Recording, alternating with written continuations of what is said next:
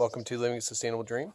And today what I'm doing is getting one of the summer trucks that we have up and running, and I'm trading it with the snowplow truck. How do you do that? Basically, I'm sharing batteries between the two of them. Saves on resources, keeps the battery active throughout the winter by using in the snowplow truck. And if I had just let it sit in the summer truck, it would probably go bad, could freeze, all that kind of stuff. So I just kind of switch it back and forth. At least that's the plan. Well, one of our cars is down. It's I think the PT Cruiser is down, and I believe it's a sensor glitch. Something's going on with it. Something is not right. So I'm going to take that into the shop, have the technician plug in the computer to it, talk to it, and see what's going on with it. But what it does is at high speeds, it will start to pulse and rev, and then it will like choke up, almost like it's going to stall, but it doesn't. It's like it's just zero power, zero power, power, zero power. They kind of back and forth. So this happened earlier before. It was the camshaft sensor that went bad on it. And it happened around 50 or 60 miles per hour. Now it's doing around 30 or 40 miles per hour. But that was a couple years ago. I'm not sure if it's the same sensor or if something else is going with it. Anyway, I mentioned about the EV bag, which is the everyday vehicle bag that I have. And I keep this in the vehicle. And this is my mechanics bag that I use in case of roadside assistance or emergencies or something I need to do. So let me go ahead and show you what the EV bag is. So this is my preferred bag. I got this from, I was ordering Cruising World magazine for a while. My goal was not to live off-grid in a house, but to be living in a sailboat, circumnavigating the globe. You know, plans change.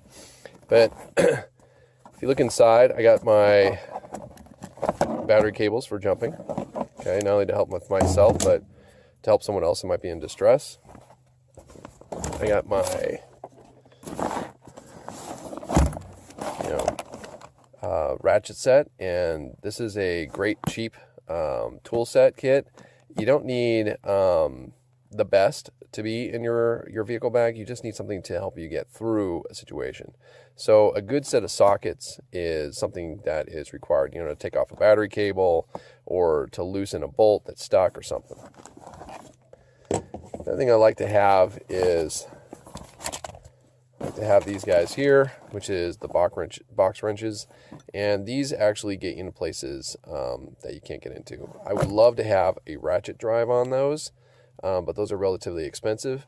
But if you're stuck on the side of the road, this will get you through a lot of issues, like taking the carburetor off, putting the carburetor back on. I mean, if you got a car that can be worked on the side of the road, it's great.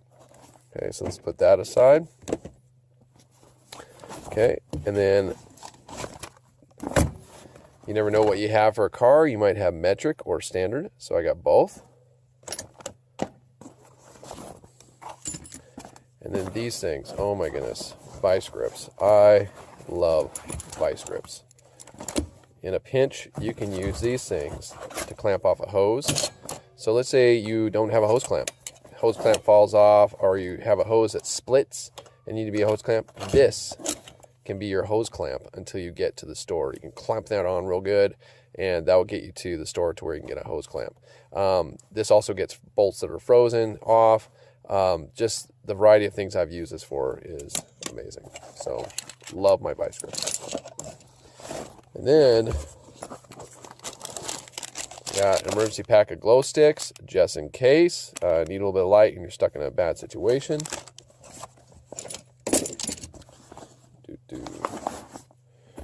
All right. Everybody should have a voltmeter to check out the life of your battery. Just a nice cheap voltmeter that will tell you where you're at, what you're doing, as far as getting, is this battery strong enough to actually hold a charge? Also, you can check and see if your starter is not getting enough power or if it's draining too much power. You can also check your alternator and see if your alternator is working. So those are three components you can really use this thing for, is checking the battery life, checking the starter if it's pulling too much power, and also checking to see if the alternator is doing its job. Okay. And then inside here, wire cutters. So if you have a set of wires that need to be cut, this is what you would use. I mean, it's great. You got to have a set of good wire cutters. These are also home wire cutters. You can use these to cut house wires, you know, the 12-2. This is great stuff. So you want to have one of these. Oh, a box knife. Ever get into a place where electrical tape is wrapped around a wire to keep water from getting in, and you just can't find the end, you can't get to it? You just take this box knife out, you rip that old electrical tape away, and you're good to go. This also helps you peel cable. If the cable housing is too strong or the cable is too big or thick for this guy will take care of it. Then, battery terminal cleaner. Put your post inside there, twist it around, this top comes off, so you can actually clean inside the terminals of the cable. Must have. Most non-start problems are due to the fact that you have a dirty battery post, believe it or not. And of course, electrical tape. Everybody should have electrical tape. So that is pretty much my everyday vehicle bag. That's what I can use in case I really get in trouble on the side of the road. If I have a breakdown, I can usually fix something. Like I said, I changed out a fuel pump in my 1968 Chevy pickup on the side of the road on a highway. There's nothing I could do except for diagnose the problem. And by diagnosing the problem, found out it wasn't getting enough fuel in the carburetor, found it was the fuel pump, traced it all back, and then I just used a socket wrench kit and my pliers off my Gerber to pull it off, and it worked great. It's a mechanical fuel pump on that vehicle that old. In that vehicle there, we'd never be able to dream to do it. In the Suburban, if the fuel pump goes bad, you have to drop the entire fuel tank. Could I do that with a jack and the stuff I have here? Yeah, I probably could if I was stuck in the middle of nowhere, but that doesn't mean I'm going to have a fuel pump go in there unless I can get to civilization to buy another fuel pump. So I could probably do it in the wild. I mean, in desperate times call for, desperate measures. You can do things if you have the right tools for it and also the right replacement equipment. All right, so today's battery removal, I'm going to probably be using a 1/2-inch box wrench to get it off. I'm going to take that battery out and I'm going to put it in that red truck over there. And hopefully it'll start, and we'll see if we can drive around a little bit on the property and see what kind of footing it's got on this slushy stuff. Okay, I got fresh fuel. I got fuel stabilizer. I got socket wrenches just in case I need it. I probably won't need it. I have my 1/2-inch box wrench in here, and I got the battery pulled. So I'm just going to take this sled and pull it right over the other truck there.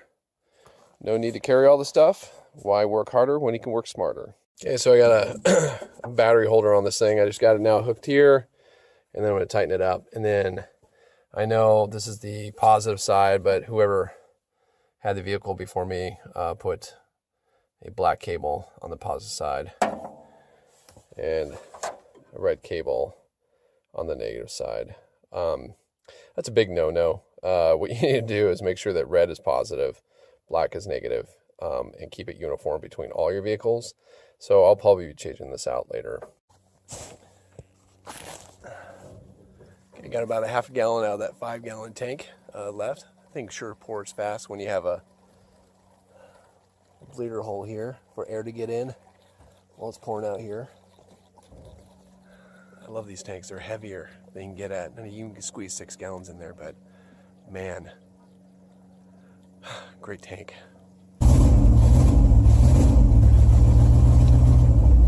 That's not bad for it sitting all winter long.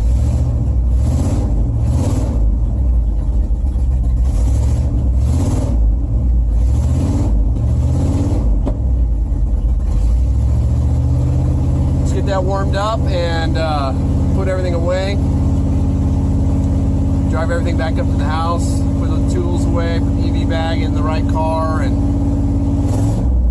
good to go. Put the carburetor air filter on.